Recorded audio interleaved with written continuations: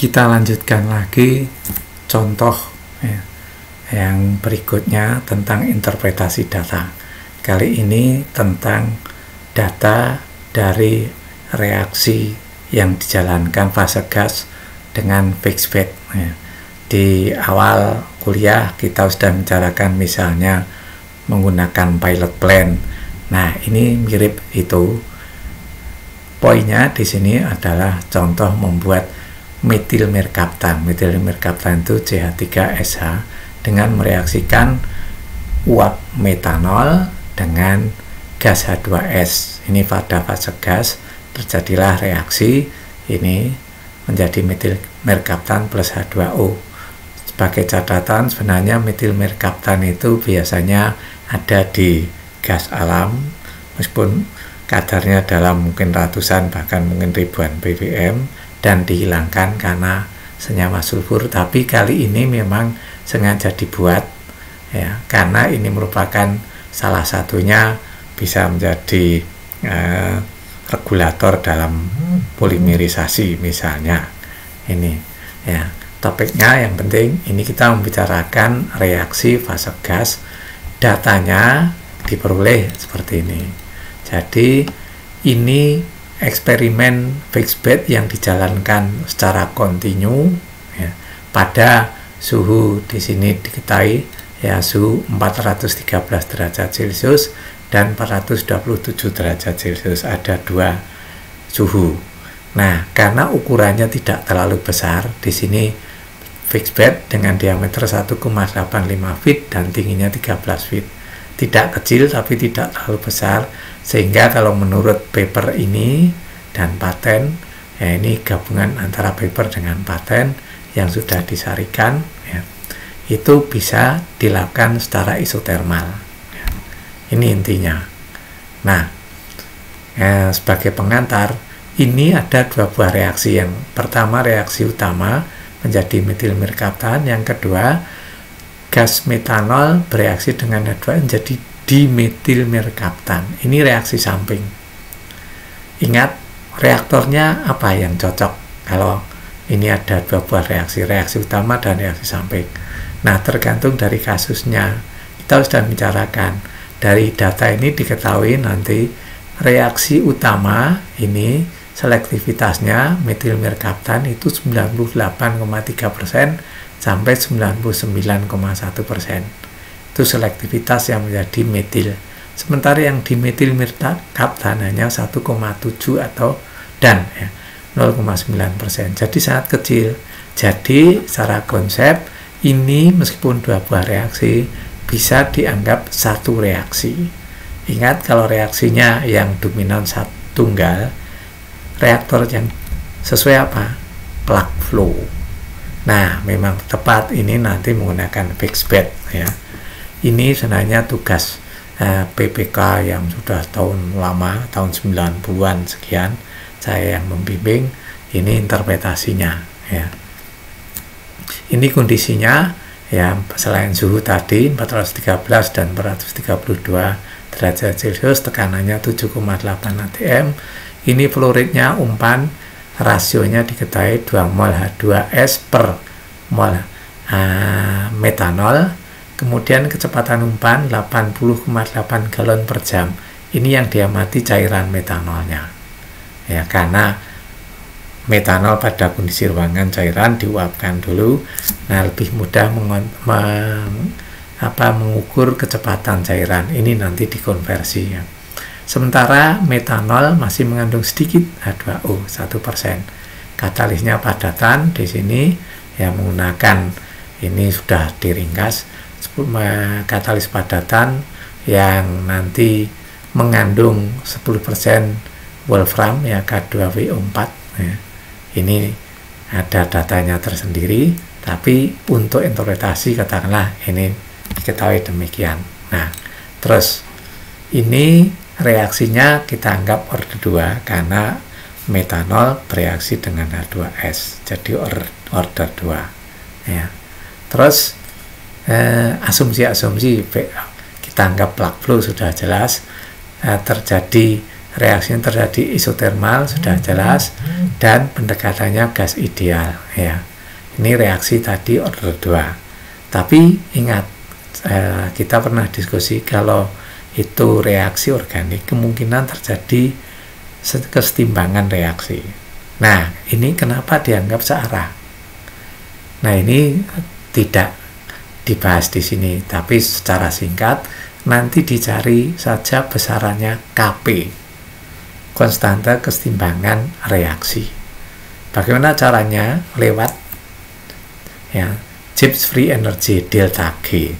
Itu Anda sudah belajar di termo, delta G untuk tiap reaksi dihitung, kemudian dihitung ln Kp ya, ln Kp pada suhu ini reaksi. Nah, ini terbukti bahwa ln Kp itu sangat besar atau nilai Kp sangat besar. Artinya konversinya dekat dengan 100%. Karena dekat dengan 100% dianggap searah. Itu intinya. Nah, sekarang ini to the point ya. Karena fase gas order 2 nanti kita susun neraca massa, tidak perlu neraca panas karena suhunya tetap isotermal. Ini ketemu karena fluid continue, maka nih ketemulah dxdl. L itu panjang fixed bed, X itu konversi metanol untuk reaksi pertama, Y untuk reaksi kedua. Saya tidak membicarakan panjang lebar, ketemulah nanti setelah dijabarkan persamaannya seperti ini. Nanti dxdl dimasukkan semua datanya jadi seperti ini. Nanti dievaluasi, kalau ini harus numerik ya, dengan numerik rungkute. Kalau dulu ya agak panjang, sekarang mudah. Ketemulah nilai K ya. Nilai K-nya seperti ini pada suhu 413 derajat Celcius. Nilai K1 seperti ini, nilai K2 ini 12.880. Pada 427 itu sekian. Nah, apa yang diperlukan yang Anda perhatikan? Kalau hanya nilai K sudah jelas, nanti kita nyatakan Arrhenius. Lihat di situ ternyata suhu makin tinggi, nilai K-nya justru turun. Nah, mengapa bisa turun? Artinya energi aktivasinya negatif. Kalau nanti dinyatakan dalam persamaan Arrhenius, ini ketemu ya, E per R-nya itu min kalau untuk reaksi nilai K1 ya reaksi pertama, min 1515 dalam kalori per mol ya. Apa mungkin? Nah, ini kita meninjau hal yang lain. Ingat, di teori Anda sudah belajar di TRK. Ini secara umum teori. A plus B bereaksi menjadi P plus S.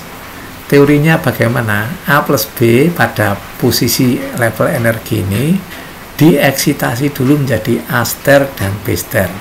Barulah bisa bereaksi. Nah, energi eksitasi yang dinamakan energi aktivasi E itu selalu positif. Barulah nanti A ster dan B ster bereaksi jadi P plus S. Nah, kalau yang garis ini Anda tahu ini berarti level energi produk lebih tinggi dari level energi reaktan. Itu artinya endotermis. Kalau yang ini di bawah, energi produk lebih rendah dari energi reaktan. Itu artinya eksotermis, hal yang lain. Nah, ini bukan untuk reaksi ini. Misalnya tadi reaksi pembuatan metil merkaptan, kita belum tahu mekanismenya. Ini contoh yang nanti energi aktivasinya negatif, tapi itu energi aktivasi overall. Ini misalnya polimerisasi adisi. Kita sudah pernah bicarakan ada 3 mekanisme, 3 langkah: inisiasi, propagasi, terminasi. Inisiasi itu inisiator bereaksi menjadi 2R radikal, di mana radikal itu nanti berpengaruh mempengaruhi monomer menjadi RM dot. Ini menjadi radikal, monomer radikal yang sangat reaktif. Setelah itu terjadi reaksi propagasi menjadi RMMM dan RMX katakanlah. Kemudian yang polimer yang rantai panjang tapi masih reaktif karena ada gugus radikalnya, itu nanti tabrakan akhirnya mati. Nah, bagaimana kecepatan reaksinya? ini inisiasi ya, itu didekati RI, kecepatan inisiasi, 2 FKDI, kurung itu konsentrasi inisiator, KD itu konstanta kecepatan reaksi dekomposisi, F itu efisiensi. Kemudian propagasi, RP sama dengan KP, M dot itu konsentrasi radikal kalikan konsentrasi monomer, K konstanta kecepatan propagasi. Yang terminasi ini 2 KT M dot kuadrat. Nah, memang ini ada asumsi ya, ini panjang lebar, asumsinya saya sederhanakan bahwa pada kondisi secara umum kecepatan inisiasi pembentukan radikal itu sama dengan yang mati, RT. Nah, nanti akibatnya apa? Kalau RI sama dengan RT disubstitusi, jadilah persamaan kecepatan reaksinya seperti ini. RP sama dengan kurung seperti ini kalikan M, atau yang kurung ini saya katakan jadi K overall. Nah, kalau nanti ini proses batch ya, ln M per M0 sama dengan ini, Anda bisa evaluasi yang mau kita soroti K overall di sini. K overall ya. K overall itu sama dengan ini ya, K overall itu kan yang ini ya. Yang sama dengan KP kalikan FKDI konsentrasi pangkat setengah per KT pangkat setengah. Ini saya ambil ya, K overall sebanding KP terus KD pangkat setengah per KT pangkat setengah. Kalau dinyatakan dalam Arrhenius seperti ini. Nah, lihat ini energi aktivasinya. Energi aktivasi overall apa? EP plus setengah ED minus setengah ET. Jadi, pada kondisi tertentu, ET itu kalau sangat besar terhadap ED dan EP dimungkinkan negatif. Nah, ini analogi reaksi tadi ya. Ini juga sama. Jadi metilmerkaptan itu mungkin mekanisme reaksinya lebih dari satu langkah, sehingga E-nya negatif. Cuma kita nggak punya data mekanisme reaksi. Nah, untuk menghitung ya tetap saja pakai ini, pakai minus, tidak apa-apa. Nah, contoh berikutnya yang ketiga itu tentang deaktivasi katalis. Kalau ini backgroundnya misalnya ya, Anda bekerja di pabrik, nah nanti katalisator untuk reaksi fixed bed itu mesti punya umur. Nah, kita ingin memperkirakan umurnya berapa. Anda sudah belajar di kinetika pakai deaktivasi. dA per dt itu A itu aktivitas ya, yang nilainya 1 paling tinggi pada saat T sama dengan 0 sampai 0 pada titik terendah. Ini kalau order 1 ini mirip teorinya, bisa order 1, order 2 dan seterusnya. Ya, kita anggap saja order 1 pendekatannya seperti ini. Nah, ini reaksinya ini diterapkan pada reaksi reforming di primary reformer, di reaktor reformer di pabrik pupuk urea. Anda sudah belajar paling tidak di proses ya. Ada 2 buah reaksi, gas metan bereaksi dengan H2O, ini endotermis menjadi CO kalau ini setimbang, plus 3H2. Nah, tapi juga bisa menjadi CO2 plus 4H2. Reaksinya R1 R2 seperti ini ya. Ini disanakan nilai K, KC itu diambil dari KP ya. Saya singkat saja, K1 nanti ingat kenapa ini kok pakai Arrhenius, karena ini fixed bed real itu non isotermal. Jadi nanti sebenarnya kita menyelesaikan persamaan ini plus neraca panas, ada DT DZ. Ini pun saya tidak mencantumkan DX DZ ya. Ini saya ringkas, memang ingin menunjukkan bagaimana mengevaluasi energi aktivitas. Nah, ini nanti kita bisa dari neraca massa dan neraca panas kita menyelesaikan mencari nilai A dan E ya. Ini ada 2 konstanta K1 dan K2, konstanta kecepatan reaksi, sementara KC1 KC2 bisa dekati, dihitung secara teoritis dengan KP1 dan KP2 ya, sementara nilai K1 dan K2 itu kan kita cari sebagai fungsi ini. Nah, ini karena zaman dulu harus membuat program sendiri, akhirnya karena masalah penyelesaian itu untuk konvergen sulit, kita mengambil nilai E1, E2 dari literatur. Nah, di sini cuma tidak saya sebutkan, ada ya, di ini saya ambilkan dari laporan kerja praktek tahun 90 sekian di PT Pupuk Kujan ya. Yang ini kakak kelas Anda ya. Ini saya ringkas saja. Ya, K1, K2 nanti diekspresikan dalam Arrhenius, tapi E1, E2 kita ambil dari literatur, tinggal mengevaluasi nilai A1, A2. Tapi ingat, A1 itu sebenarnya ini gabungan A1 kecil, ini aktivitas 1, reaksi 1, dan A10 itu faktor tumbukan reaksi 1. Demikian juga A2 kecil dan A20 sama. Nah, ini sekali lagi ringkas. Jadi saya minta mengumpulkan data-data, tidak langsung konversi. Jadi dari neraca massa diselesaikan dulu, dari logbooknya inilah kita peroleh. Pada waktu 0 itu saat habis mengganti katalis. Ini sampai 651 hari. Sebenarnya lebih banyak lagi, tapi ingat data kadang tidak konsisten. Tidak bisa, ada data yang tidak bisa digunakan. Ini yang bisa digunakan. Nah, ringkas cerita, A1 itu kita peroleh ini. Ini kali karena faktor tumbuhan itu biasanya cukup besar. Ini A1 kalikan 10 min 6. Jadi sebenarnya hasilnya 1,44 kali 10 pangkat 6. Ya, satuannya menyesuaikan. Ini A1, A2. Lihat, ini fungsi waktu. Tapi lihat juga, akan ada data, kalau katakanlah secara tren umum, tidak terlalu konsisten.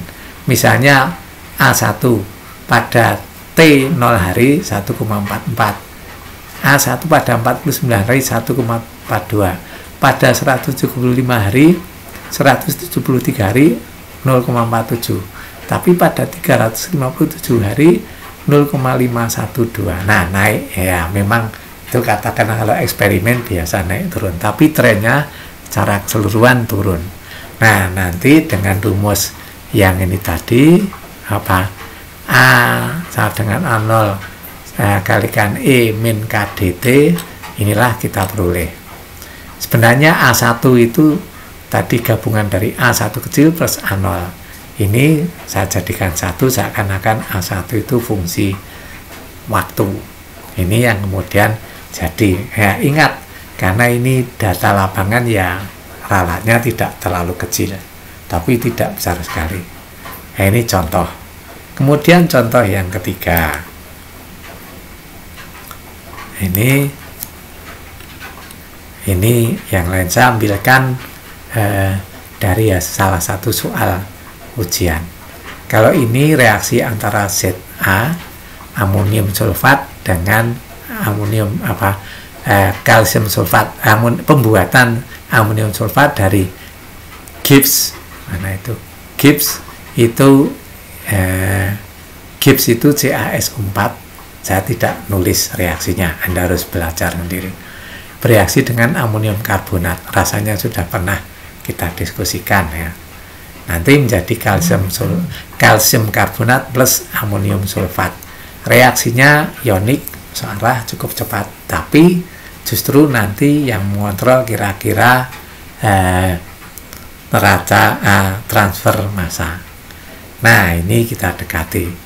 Ada data, ini eksperimen ya, dengan pengaduan kita variasi. Kalau dalam penelitian kecepatan pengaduan, yang satu 200 rpm, yang 2 400 rpm. Ini konversi ya, ini bisa dikatakan lebih tepat konversi amonium karbonat ya, order 1. Nah, ini sebenarnya order 2, konsentrasi amonium karbonat kalikan konsentrasi Gibbs. Tapi ingat, Gibbs itu kelarutannya kecil, sehingga kira-kira konsentrasinya konstan, sehingga dianggap order 1. Ini X ya. Jadi nanti kalau reaksi order 1, ln 1 min X sama dengan min KT, Anda sudah tahu. Nah, ini nanti kita grafikan. Ini ln 1 min X, ini waktu, ini garis lurus. Nah, angka arahnya itu tadi K ya. Tapi ingat, saya ingin mengingatkan, kalau ada data lebih dari satu waktu, buatlah regresi linear. Jangan menghitung K pada 20 menit sendiri, K 40 menit sendiri, K 60 menit sendiri. Jangan. Itu tidak ilmiah. Sekali lagi, tidak ilmiah. Anda sudah belajar. Pakai tren. Ini ln 1 min X digambar first T, digaris. Ini angka arahnya ketemu. Inilah nilai K-nya. Nah, ini memang agak panjang ya. Jadi di DRK sudah membahas sebenarnya ini tentang konsep rezim atau langkah yang mengontrol. Kalau ini Gibbs Gibbs itu tidak larut dalam air, larutannya kecil, bereaksi dengan amonium karbonat, itu larutan. Jadi sebenarnya langkahnya Gibbs melarut dulu. Dalam larutan Gibbs CaS4 bereaksi dengan amonium karbonat. Jadi di situ ada langkah transfer massa. Nah, ini saya ambilkan di reaksi lain. Kira-kira K yang ada di sini ini sebenarnya K overall, gabungan antara K ini K reaksi, ini delta per D itu sebanding dengan 1/kc, koefisien perpindahan massa.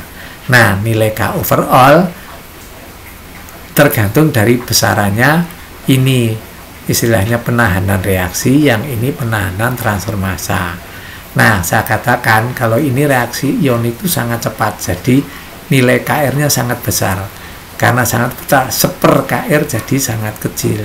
Sementara KC ordernya kalau per sekon, kalau itu per menit ya, per menit itu sekitar 1/100/1000. Jadi kalau KC katakanlah 0,01 per 100, jadi 1/kc 100. Sementara ini mungkin sangat kecil. Maka 1/k overall sama dengan 1/kc. Nah, ini nanti ditunjukkan oleh indeks Reynolds atau pangkat ini. Paling tidak Anda sudah sedikit memahami. Saya harap Anda tahu, paham tentang reaksi yang mengontrol. Kalau transfer massa itu jelas nilai K-nya dipengaruhi oleh kecepatan aliran atau kalau ini kecepatan pengaduan. Nah, itu sekilas contoh-contoh dalam interpretasi data. Variasinya sangat banyak ya. Selamat belajar.